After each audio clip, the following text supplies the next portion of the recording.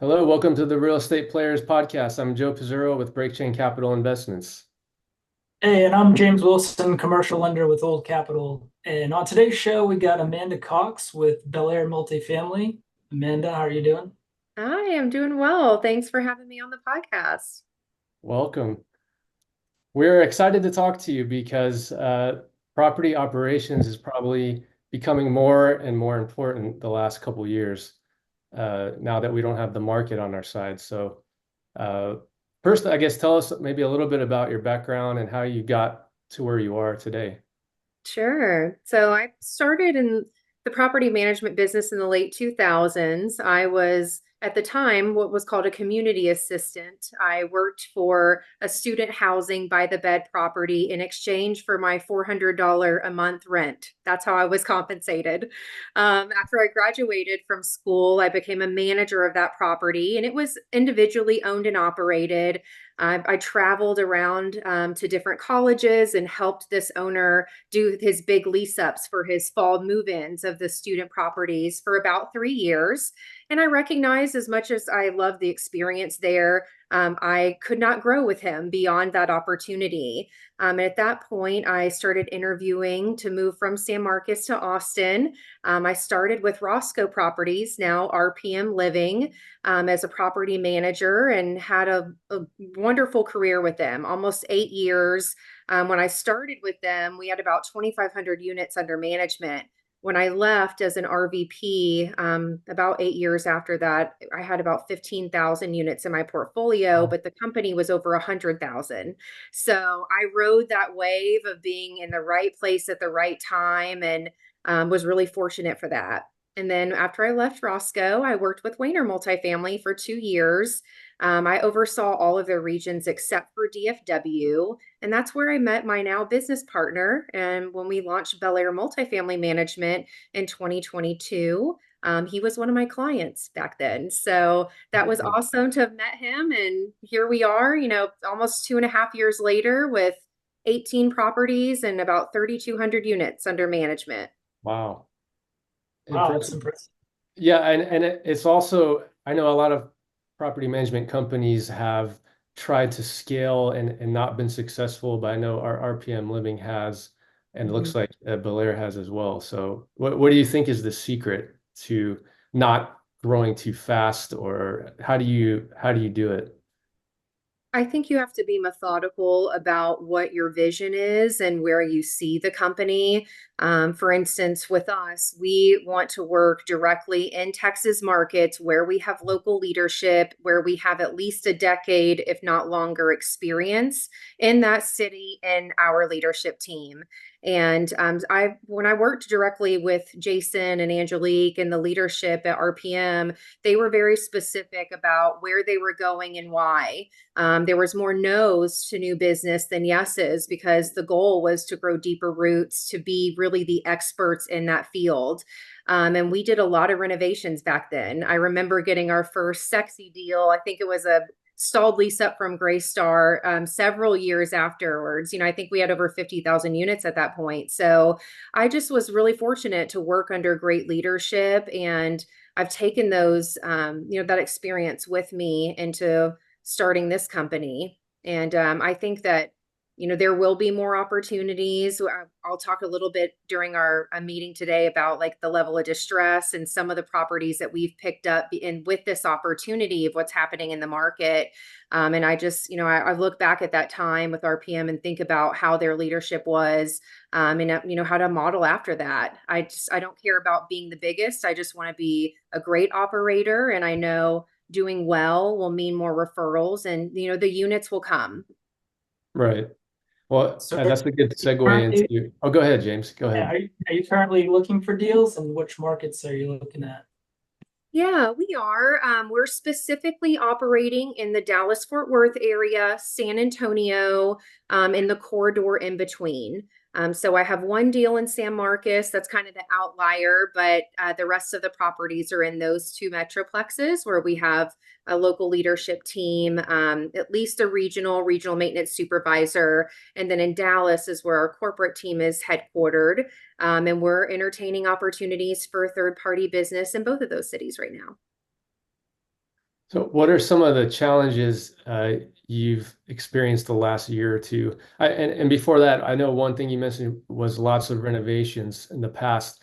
What I'm noticing is it's hard to get, especially for B or C class, big rent increases from renovations at this point, because the classic units have raised so high already.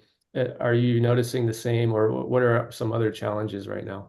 Yes, absolutely. I've seen the same trend with our properties, as well as trying to stay away from those studios and one bedrooms where you have typically one qualifying person versus a two, three, or four Mhm. bedroom where you have a larger median family income. We've slowed on renovations across most of our properties, and some of those are conversations taking place with the lender. Like, does this really make sense? Is our Mhm. ROI there? The cost to renovate is there's no $6,500 a unit renovation now. That's a $9,000 a door Yeah. renovation. So we've really been watching those trends and we're adapting. Right now the biggest concern is retention. It's much easier to keep a resident, even if we're working through payment arrangements. And there's just obviously some challenges economically. Those are impacting our operations, and if it's a zero increase on the renewal, if it's a flexible lease term, whatever we can do to close the back door, because there's much more incentive for our residents to go lease somewhere else and get up to a 2-month concession and take advantage of the lower rent. So, we have A, B, and C deals. We're seeing the concessions across all of them. We're seeing Really? suppressed rents across all of them. So I think, we're not immune to those challenges like anyone else is. From our smallest deals, 56 units, our largest is 678. So I can tell you, no matter the size and asset class, it's similar challenges across all of them. So what does the concessions look like on the C class? Are other C class properties giving concessions, or is it C class tenants are moving up because they're getting concessions? I'm seeing 6 to 8 weeks on C-class product. Some new development, I'm also seeing heavy concessions. I don't think we compete with the same demographic. I actually was watching the apartments.com. They just did a DFW industry report, and I was taking some notes on this earlier. I'm going to pull them up really quickly. It was talking about the supply and how the demand is staying strong in the areas where population growth is, so like Collin County, Denton County.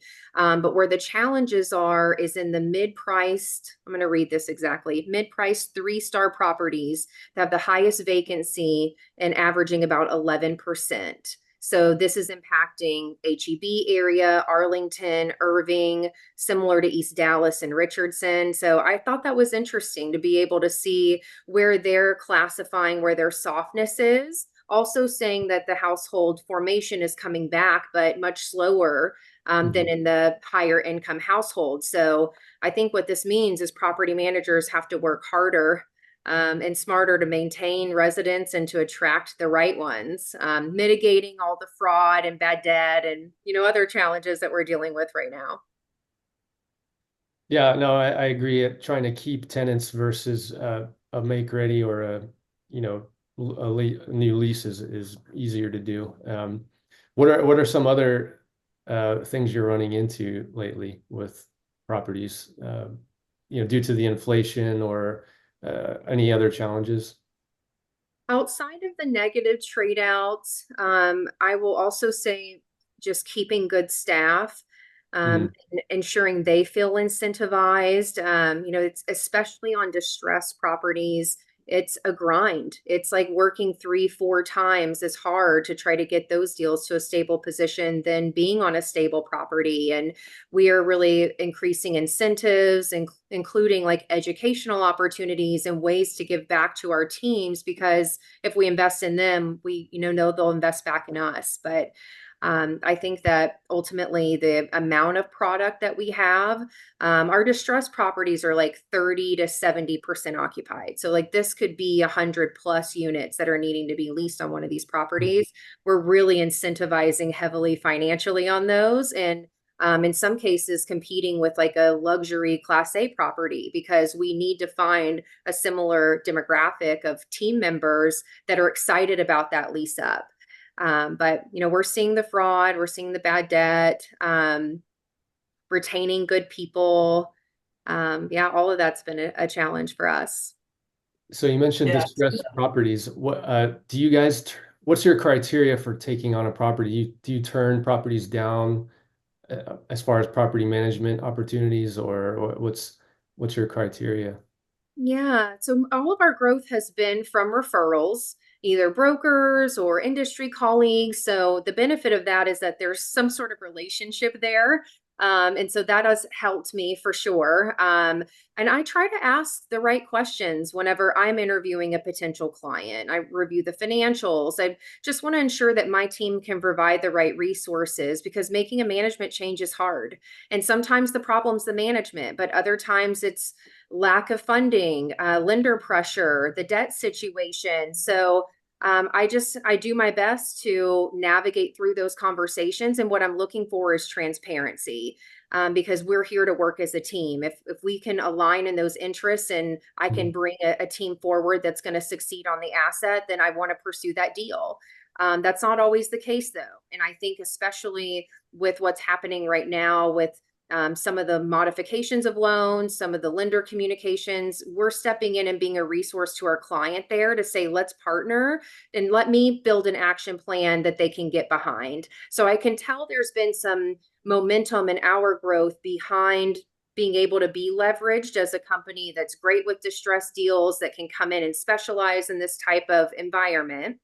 I will say I have said no to some opportunities, not because they're distressed or don't have money, which is quite the contrary to a lot of my industry friends and how they're evaluating potential clients. For me, it's that they just need to be in the right location. And I want to make sure that, like I said earlier, we're just building deeper roots in markets that we're experts in. So that's not Corpus Christi, that's not Oklahoma City. So we definitely, could be obtaining more units, but I just don't think that's the right business plan for us. And we're just going to keep our heads down and grind. We've got a lot of work to do to get these deals stable. Yeah, it seems like the value add play has kind of been on pause for the last year because you can't really get as much rent. But moving forward, I think the new supply will kind of burn off because of the high interest rates. There hasn't been a whole lot of construction the last year or two. So, kind of what are you thinking and strategy wise moving forward on trying to pick up more deals? I haven't been thinking about picking up any more deals. Yeah, We Focus actually there.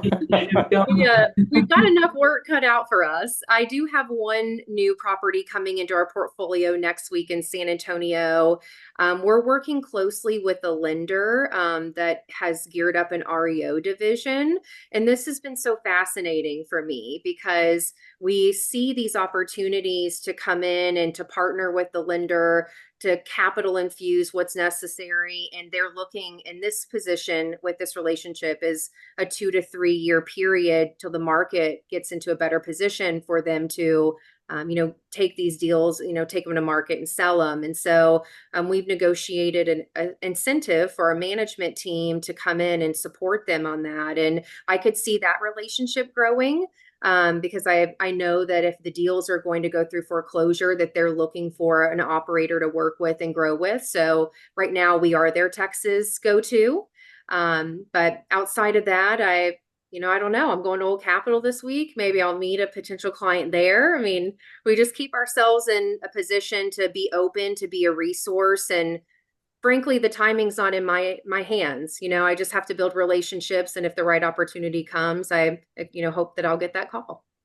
Yeah, survived to 25 or survived through 25 now. Yeah. Right.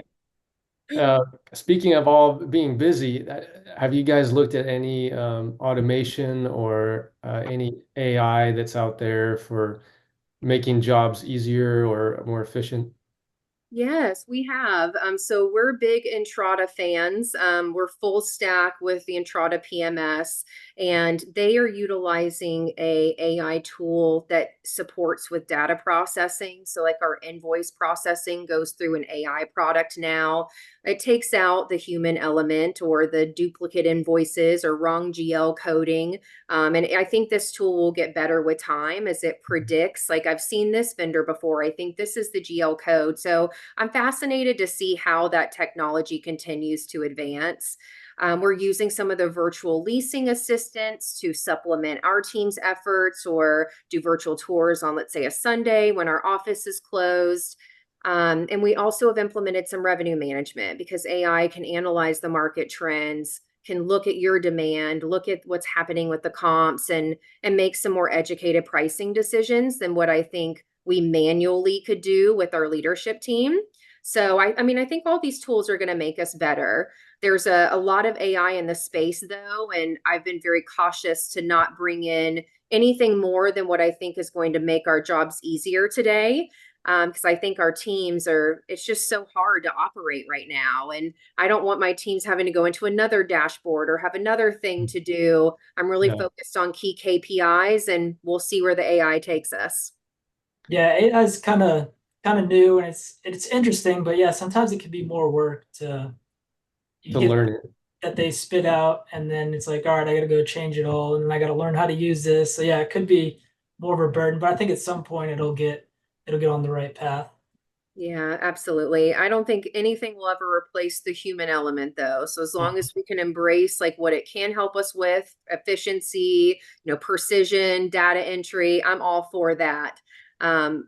That's one thing I am jealous of our teams on site. I had to process every invoice myself manually when I was on site. Now they have AI to do it.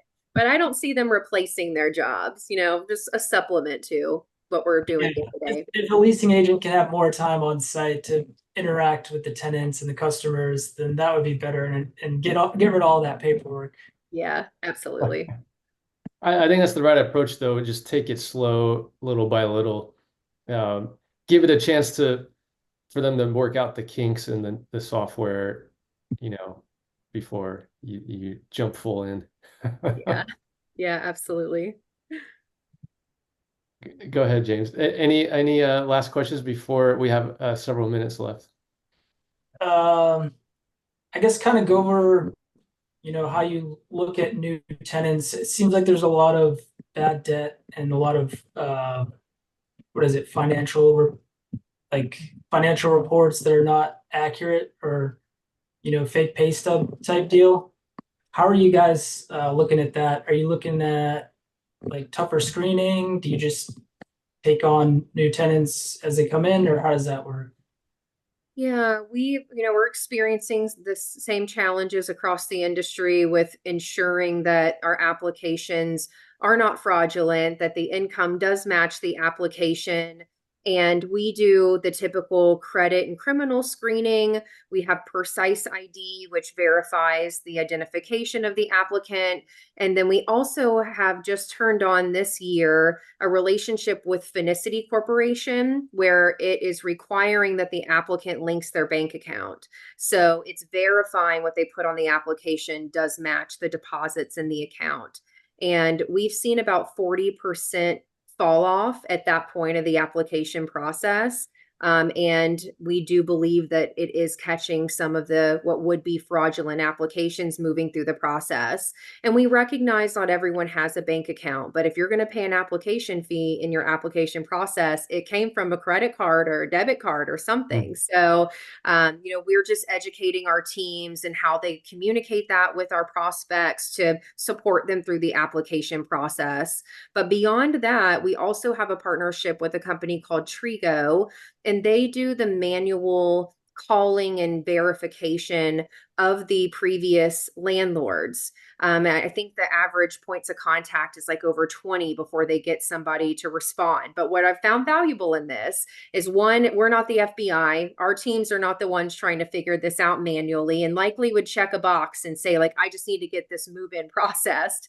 But what they're finding is what's not being reported to credit bureaus or evictions that are just not hitting records yet. They're able to identify that, and disturbances, pet problems, all of those types of things in the verification process. So I'm a fan of that. It's been probably a decade since I've seen manual referral, like looking over like the data that you're getting and verifying that with the previous landlord. So I think that's also contributed to helping us just find better tenants. But we're not going to change our qualifying criteria. We just have to work double down. You need more applicants, a bigger funnel to be able to weed through that and just ensure we're getting the right people in the property.